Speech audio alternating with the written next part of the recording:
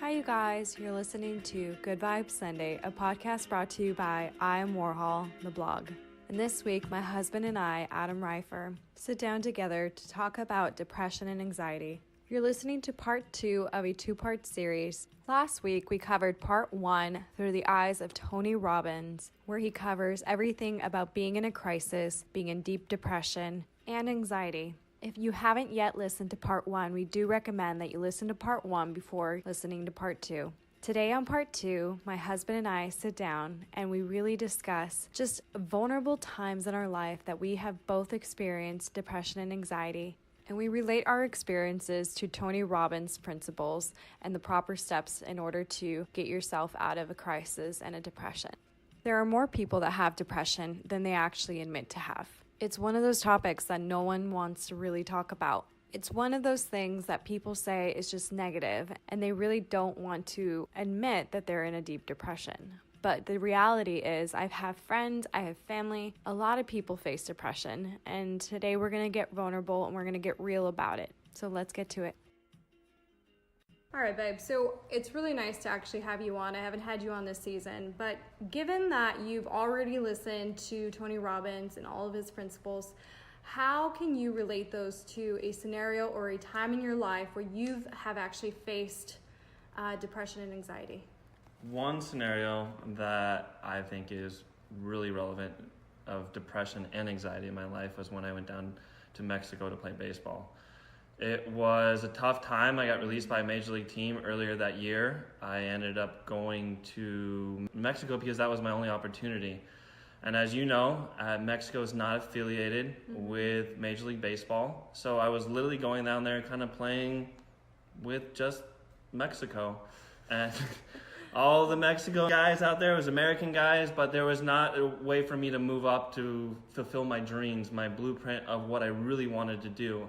When I was in AAA, I had an opportunity to go to the big leagues. In Mexico, it was played for the championship at the end of the year. So all I really wanted to do when I first went down there was get out. All I know is how can I get out of here as fast as possible? So would you identify, so Tony Robbins identifies certain steps, right? He calls them the steps to take when you're in a crisis. So could you identify for us the problem during the time that you were in Mexico? Yeah. What was the problem with Mexico? Well, first, my problem was I didn't have a problem. My only problem was I wasn't in the major leagues. Okay. And so you were saying that MLB, the affiliation of being with MLB, that blueprint, right? The way that Tony Robbins describes the blueprint, he says it's like a story that you tell yourself. It wasn't matching up. What was your blueprint? Well, my blueprint was, go through the ranks, get to AAA, do well, and go to the big leagues and make the money, make the fame, be in front of the fans, on TV, and do play that for 10 years, live a happy life. That wasn't working out kind of how I really wanted it to go. So when I went down to Mexico, it was a complete divergent to what I really wanted to do. But when I went down there, I didn't know I had a crisis or a problem. Only thing I could identify with at that time was my problem was I'm not where I want to be. Okay, so you were in a depression. I wasn't, so that with that, anything is, from Tony Robbins, is that was my problem, but I didn't have the awareness to solve it yet. So I every day woke up kind of sad and texting my agent, calling my agent, saying, how can I get out of here? I mean, I was in not a good apartment. I had to put aluminum foil on my windows because it was hot. I had to go in certain rooms. I had my AC on. It was not the best environment for me to living conditions. And not even say that was bad. There was other guys on my teams that had great apartments. It was just I was so new. I didn't have my resources. I was the American guy that didn't speak Spanish. I was in a new environment, and so culture shock. I had to figure myself out down there. So what I ended up having to do was I went through every day. Every outing I had, I was doing really well. I was finding myself, calling my agent. I was like, hey, kicking butt down here. What are you doing? And he'd be like, oh man, kind of showing some videos, and I would had you video my games so I could send them to my agent and be like, hey man, I'm doing zeros, I'm striking guys out. So all that kind of stuff happening, nothing happened. And nothing was moving. Nothing was moving. So that was after about a month. It was about 2 months where I realized I was in a crisis. So you say it was about 2 months into the season, right? So would you say that around that time is when you really were able to identify the problem? Yes. I think I really realized the problem was that I couldn't move up anymore. There was a deadline for the season, so I had to accept it. I finally had to accept that I couldn't move out of Mexico anymore, and that I was going to play the rest of the year there and make my money, and that was the way it was going to be. But how did you identify the problem? When was it that you realized, you know what, I'm in a crisis right now. I'm depressed. I'm not in a good state. When was it that really happened for you? It was probably at the end of July where I couldn't move up anymore. Okay. And I started reading The Power of Now, and it really helped center myself and really helped realize that I was in this kind of depressed state and that I needed to change. Okay, so Tony Robbins describes this step that you took as step one. It's where you see the problem, but you don't see it worse than it is. So you see it, you don't see it so horrifying that you can't do anything about it and you just give up, right? Right? Yeah. So you saw the problem, but you didn't see it worse than what it was, right? Because for so long you kept seeing this problem and you were just stuck in this pain. So you identified it, you said, all right, I'm here. This is an issue. I'm depressed. I got to do something. Yeah. So that takes us to step two. So step two is get to the real truth and deal with it. This is where you basically have to be truthful with yourself, sit down with yourself and say, okay, here are the facts. I'm in Mexico, right? This is not going to change. It's evident that my agent isn't really giving me any news. I have two options for myself. Live in misery, be depressed, and nothing happens, or make a choice and deal with it. Accept that this is what it is, right? This is a problem. And that's exactly what I did. I remember I was sitting down at my dining room table in my apartment, and I thought that to myself. I'm like, well, here's my options. I'm playing baseball, making decent money, I have a good team, really good team. We're having a lot of fun, and I'm doing really well. What can I do to set myself up for next year? I can really have fun. I had actually a college player on my team. I'm like, this could be a really fun year. Or I can sit down here and be miserable and complain to you every day from my apartment. And I didn't want to live that life. So I just decided at that moment, I was like, I'm just going to enjoy the rest of the year and make it this as fun as I can. And it ended up being a really great year. So you did exactly what Tony Robbins describes as identifying the problem, step one, right? See it for what it is, but not worse than it is, so that you don't give up. You actually move in the direction of the problem. And then you took step two, which is get to the real truth and deal with it. Be honest with yourself. You might have to reroute. You might have to change your path, which is what you did.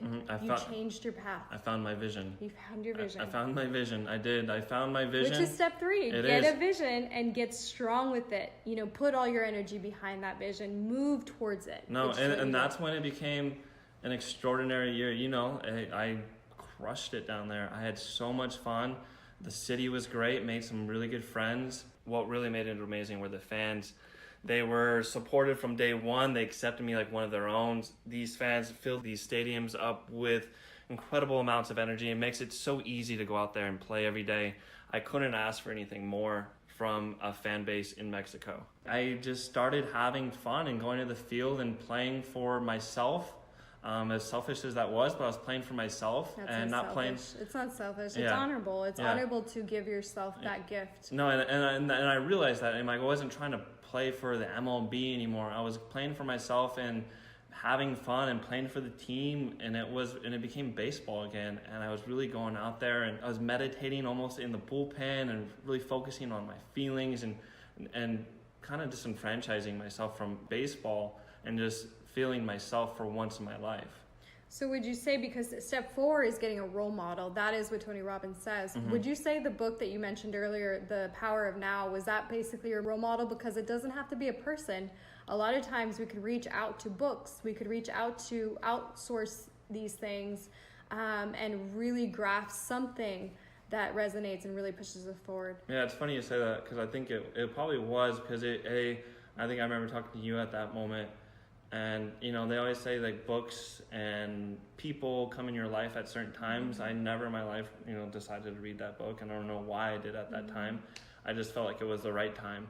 And I read it, and it even said at the beginning of the book, you know, be ready because these thoughts and things that I'm going to say are kind of out there. Right. And they were, but it made sense to me. And at that moment, I was putting meaning on things that I shouldn't, and how I should be focusing on myself and how I feel my body and how I should separate myself from my whole surroundings. And it really helped guide me. It was like it was like my new blueprint for the rest of the year. Right. And I mean, I had some fun down there. So you changed your story. And for everybody who doesn't know what the Power of Now is, in a very, very short, brief summary here, The Power of Now is a book that relates to being present, to living in the moment. And it's a very, I would say, a spiritual handbook that guides you through in a way that is, like Adam said, you know, in the book, it really alerts people not to read it if their mind isn't open.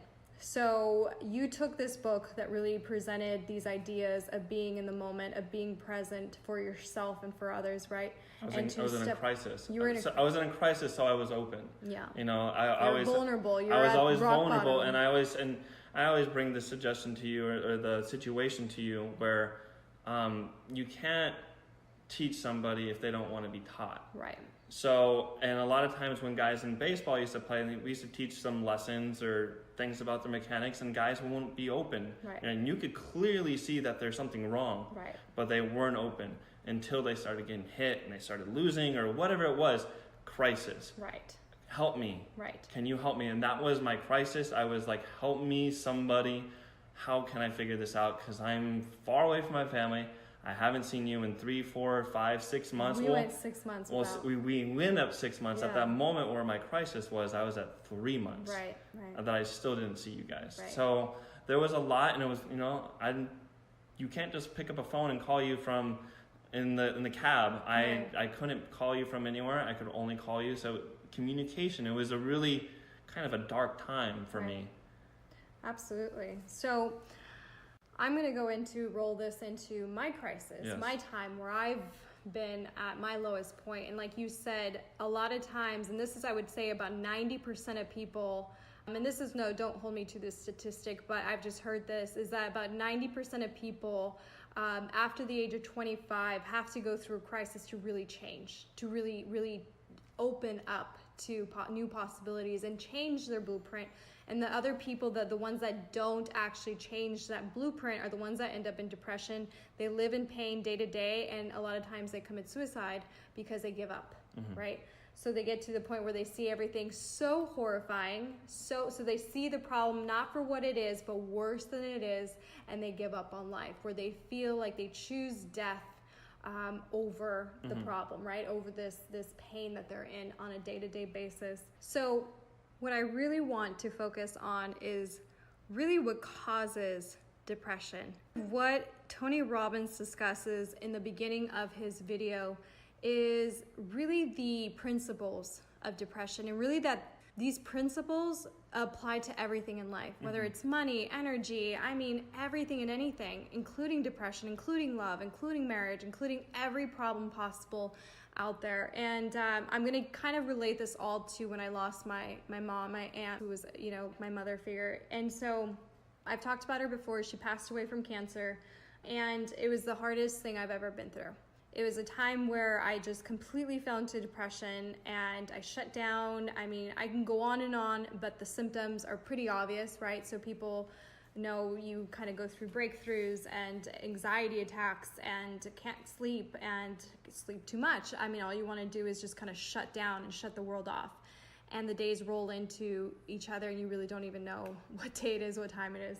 So Tony Robbins describes this as the one gift that we all have, which is choice. And being in that situation of depression, I had a choice of either deciding that my aunt's passing was going to dictate my life, that I was going to stay in this depressed state forever, just like Adam could have decided I could stay in this depressed state, this miserable mindset person, right?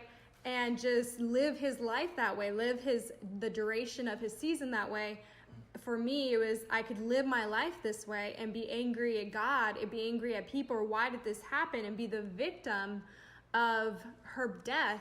Or I could do something for the good of humanity. I can change something. I could create something in her honor that I could focus and channel all of my energy towards to really do something that she would be proud of. And I think I would rather have chosen that, and that's where that decision process started for me. I chose to do something she would be proud of, and that will never die, that she could live through, at the hands of my work. And that's where really the decision came from. But obviously in that time when you're filled with so much pain, the choice is obviously a lot harder, and it's easier said than done. So what Tony Robbins says is the one gift we are all given is the gift of choice. The gift of choice is essentially a gift that we're given as a human experience. So when you think of a baby, for example, a baby is born pure, is born closest to heaven or spirit world, whatever it is that you believe in, that is what a baby is closest to. As we evolve, as we get older, we're conditioned by our parents, by experiences, to basically grow a sense of fear, right? So when you think of a baby is only afraid of what it sees in front of it. So for example, a baby is afraid of a scary mask. If you walk in front of a baby with a scary mask and go booga booga, a baby's gonna cry because it's right in front of it and it's scary. It doesn't sit well. It's out of the ordinary. It scares them. So when a baby is startled, again, they are afraid. But that's the only time that they are afraid. Us as adults are afraid of things that yet have not happened. So when Tony Robbins says we have this gift of choice, it's a double-edged sword. As we evolve, in primitive times, we were being chased by saber-toothed tigers and we were living in reaction. We were reacting to what was right in front of us, which was, these saber-toothed tigers trying to kill us, and, we're chasing and hunting for our food while we're living with these animalistic instincts. So today we are evolving into a species where we can now choose to be better.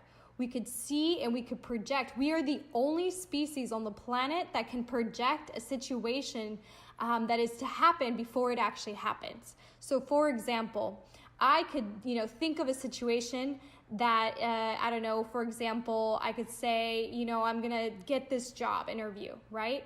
And I can project, I'm going to go to this job interview, and I could project every consequence in the world. But if I don't get this job, then I'm going to lose, everything. I'm going to get into debt, and I'm going to lose my mind, and blah, blah, blah. And just all of these fearful consequences, I can project and tell myself a story in my head. And remember, we're the only species on the planet that can do this, that can tell ourselves stories in our head that basically dictate our decisions based on fear. 90% of people use this tool of choice, of being able to project things before they happen, and we react in fear. Instead of using this gift to be able to project something that has not yet happened and decide that we want to still do it and still walk in that direction, even if it does, scare us. A lot of times there are situations that are uncomfortable. And when people walk in the direction of doing something that's uncomfortable, they're taking a risk. And a lot of times those are the people that actually get things that pay off. But 90% of us, most of us, always use this gift and project the worst. We're addicted to drama. It's the reason that people watch, the Real Housewives, and they love to see this drama. They're not watching it because the Real Housewives go out and donate, for a good cause. No, they're there. They're pulling each other's hair. They're calling each other names. We're addicted as a human species. We're addicted to problems. We're addicted to drama. And it's the same reason why people end up in depression, because we are in choice and we are choosing to project things that haven't yet happened, and we choose to see them as problems. We don't choose to see the good in things. We choose to see the problems. See, we're not like babies, where babies see something right in front of them that scares them and then they're afraid of it. No, because babies don't project things that haven't yet happened. They don't make up scenarios in their head and, oh my gosh, I'm not going to go, get my bottle from the room because there might be a saber-toothed tiger in there and it might eat me and then I might just die. They don't make that stuff up. They just go to the room and get their bottle.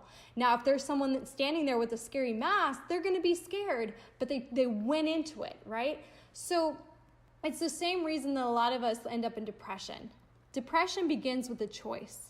It's a gift that we've all been given, and we have chosen to create this story for ourselves, right? So we have, Tony Robbins describes that as a blueprint for our lives. We create these stories that we have for ourselves, these expectations. That's our choice. And when these expectations aren't met, then we are depressed, we're in pain.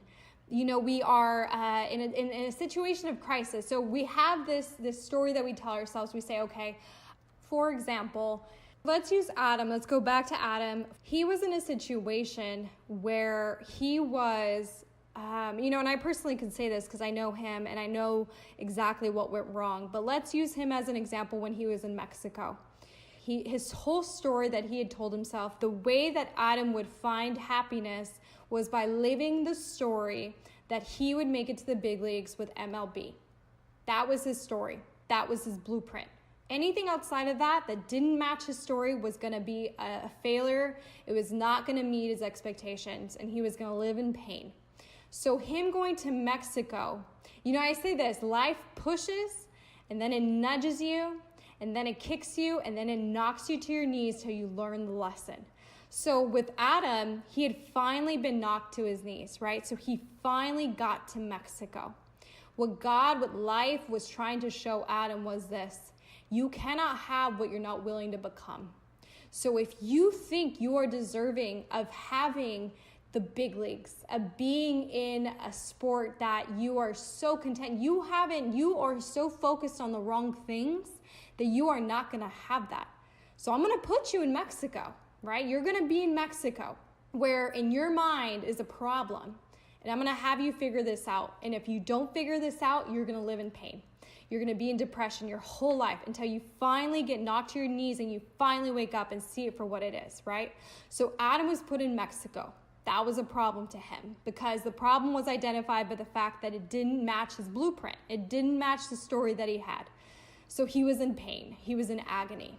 Okay, so what happened? He finally hit rock bottom. Rock bottom was down on his knees. I am in depression now. I'm not happy. This is not what I want. So what had to happen was that Adam had to become what he wanted to have in his life.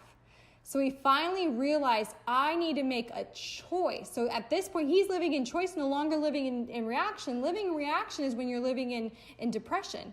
You're in a space where you're reacting, you're going off an instinct versus stopping, thinking of the whole actual scenario and thinking about, well, what if I was to change my perception on this?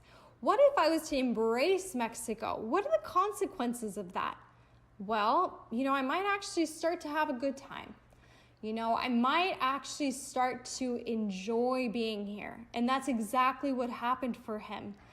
Adam was able to choose. He chose to change his perspective. And then he decided it's not about your conditions, it's about your decisions, right? So his conditions were shitty ones. He was living in a room, in an apartment, or whatever it is, with foil on the walls, and those were his living conditions. He was not in the big leagues. He was not in MLB. He was in Mexico. Those were his conditions. But he didn't allow those conditions no longer to dictate his decisions. He had decided that he was no longer going to live in a depressed state. He was no longer going to focus, which leads me to the next one, which is focus. Whatever you focus your energy on is what grows. So I always say energy flows where attention goes. If he began to just focus all of his attention on the foil, on the lack of, whatever it was that he was lacking out there, if he begins to focus everything on lack, he's going to get more lack. If you focus on the depression, that depression is only going to grow. You're going to find, search and you shall find. He was only going to find more reasons as to why he was going to be more depressed. He was going to find more reasons as to why it sucked so bad to be out there and why he wasn't in, he was just going to make his pain grow. Why was he not in the big leagues? If you focus on that, then all the things that you've been focusing on in your life then it's a place. You inhabit that place. Now you're a victim to it. You're a victim to it because you're putting all of your energy and focus on this pain. So then he could have been like, oh, poor me, right? Asking the wrong questions. Poor me. I'm in this victim state. Why has this happened to me? A lot of people do this. A lot of people, when they're in depression, it's like they're so self-consumed. They're so selfish. Being in depression is a very selfish state because you're consumed all your energy. Your disbursement is no longer for the people you love. It's no longer for yourself. You're in such a pain and you're obsessed with that pain, right? So it's consuming you. What I'm saying is that when you're in this victim state, it's all about poor me. When you're able to finally take some responsibility and say, I am not a victim of this. And if I am, it's my choice. It's my decision. It's where I'm focusing all of my energy. So Adam decided, I am no longer going to be a victim of myself. I am no longer going to be a victim of this place. I am no longer a victim of this depression, right? So then he attached some meaning. What you focus on, you'll feel and seek, and you shall find. Radiate negativity, you will attract more of it. You're going to notice more negativity. So like I said before, if Adam is in this state and then he starts giving meaning, this is like, for example, superstitions. I always say superstitions are what you give meaning to. So people say, if I wear my lucky sock today, I'm going to do really freaking good every single day, right? And that is true to an extent. If you give meaning to that sock every single day, it's the same like saying, if I work really hard every single day, you're now giving meaning to it. It doesn't mean that working hard has meaning, true meaning. It has meaning in your brain. Something happens in your brain. So for example, that lucky sock that you say, if I wear this lucky sock every day, I'm going to play really well. It's not the damn sock. Sock is just fabric, right? It's your brain. It's something in your brain that activates. So think about that with something negative towards something or versus something positive. If you give meaning to something positive, then your brain activates and all you see is positivity and you seek and find more positivity. If you activate and give meaning to something negative, then all you're ever gonna see is something negative, bad all the time, right? So that is where meaning comes in. And then it comes to action. This is where everything happens. This is where change truly happens, is when you take action. What do? Your destiny is determined by your decisions, by your actions. So by the time that you've done all of this, by the time you've decided that you've chosen, that you focus your energy, that you put meaning to things, now it's time to take action. So Adam took action and said, all right, today I'm going to wake up and I'm going to go to the field and I'm going to do this. I'm going to do this. I'm going to show up today. I'm just going to show up and I'm going to see what happens, right? So he did that and he saw what happened. Nothing bad happened. Actually, things turned out to be really good. He realized, damn, I'm going to just go to a really cool restaurant and see, how the food is. The food was phenomenal. He was sending me photos of the best food ever, and I was seriously jealous because eventually, at some point, he began to go to these restaurants every day, and he was just falling in love with the culture so much that began to grow because he turned his entire energy and focus away from the bad, away from the pain, away from the depression, stopped telling himself these stories of all the consequences that could go possibly wrong, and decided to tell himself a story that what if I were to do this and maybe everything does go right? What if I change my story? What if I tell myself the story of I'm going to play here in Mexico and I'm going to just see what if everything goes right? What if everything doesn't go wrong? Right? So when you think of it that way, everything changes and everything began to go right because he was seeking that, right? Because he began to give meaning to it. No, today I'm going to do everything, in my power to make this a good day. And then everything he started to notice was good because Positivity always will grow, but so will negativity, right? So then he took action, which is the ticket. He began to actually do it. It became tangible. It became a practice. And then he let go. I always say it's like grace, right? So whether this is luck, a lot of people call it luck, a lot of people call it God, whatever you want to call it, but you work as hard as you can. You choose at this point. Then you decide, then you focus, and you put your meaning to it. You take action, and then you let go. You let grace, luck, God, whatever you believe in, take over. Where there's that bigger plan. We all have a choice. We all have a path. The paths are endless. Some people think, oh, well, that's my path. No, there's a calling that we all have, and then you triple down on that calling. I always say it's like everybody innately has these gifts, right? There are multiple gifts. You're not limited to one. The paths are you can take so many different paths. And whatever path you take, that path will endlessly give you more and more opportunities. So you triple down on your path. You triple down on your strengths. And at that point, grace will just take over. I call it more flow. Flow takes over, and flow takes you the rest of the way. Little miracles start to happen where you didn't even realize they were, right? So that is coincidence, luck, whatever it is, those things begin to line up. And what I say is that God, or whatever this higher power is always pulling us towards love. But if we resist it, so if we fall into a state of depression, it's because we are resisting it. We are choosing to tell ourselves this story of something that hasn't even happened yet. We have chosen that the consequences are going to be pain, that the consequences are fear, and so we don't go in that direction. So now when you choose to go in a direction where you're opening up your mind to endless possibilities of love and happiness and joy, then now you're being pulled by this greater power that is going to open that up for you. I say it happens faster because you're not resisting it. If you're in depression, you're resisting the pull of God or, whatever it is that you believe in to take you down a path where endless possibilities just open up for you and everything seems so easy, right? That's why people say like, oh, that just happens for those people. No, they work towards that. They worked towards it, and then God took over, and then it became really freaking easy. But it doesn't just happen for everybody.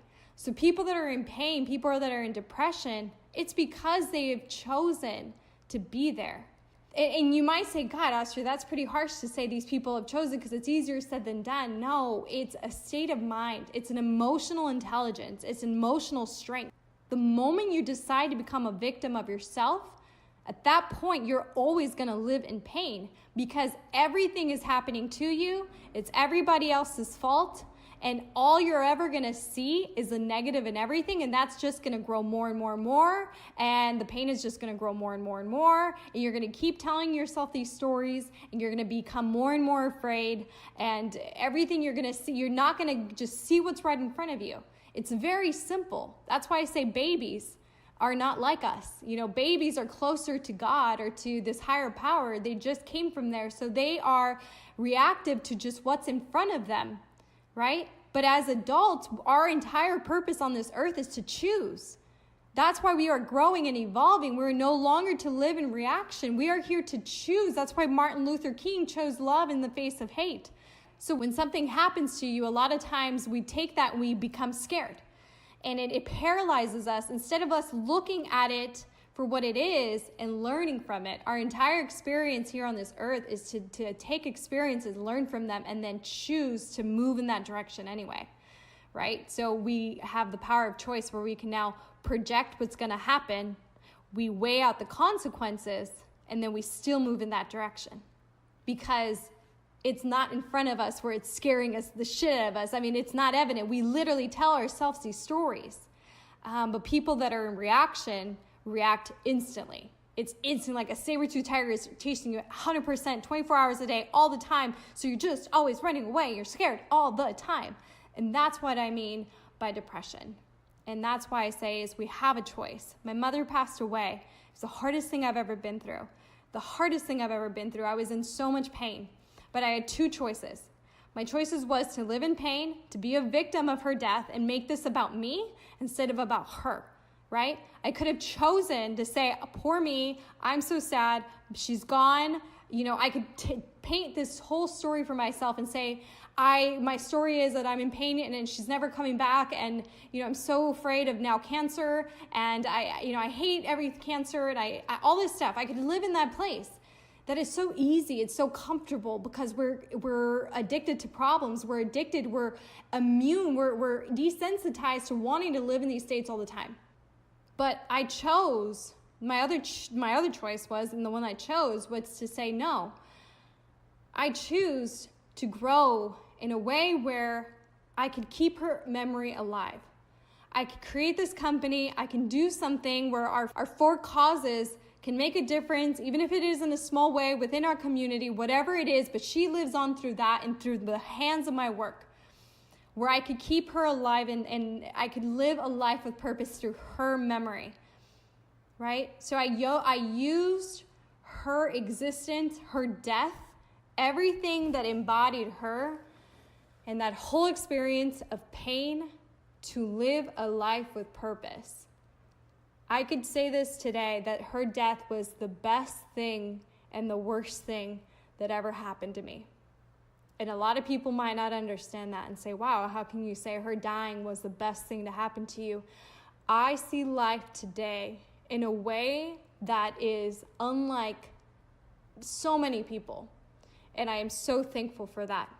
Because now every single problem that is pressing in upon me, I know how to maneuver around it. I know that I have a choice, that I could tell my story to myself, and that I no longer have to be afraid. That I now am in charge of that energy that I put behind it, the meaning I put behind it, and that everything good will grow from that. I know that for sure because of her death.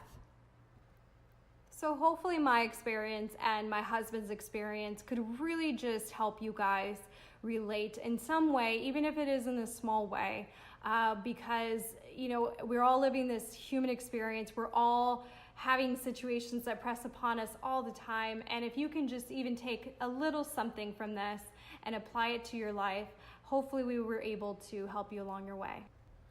We do realize these principles are easier said than done. But like the old saying goes, the definition of insanity is doing the same thing over and over again, expecting different results. Our hopes for you is that you try something different. Maybe try some of these principles in a moment of crisis.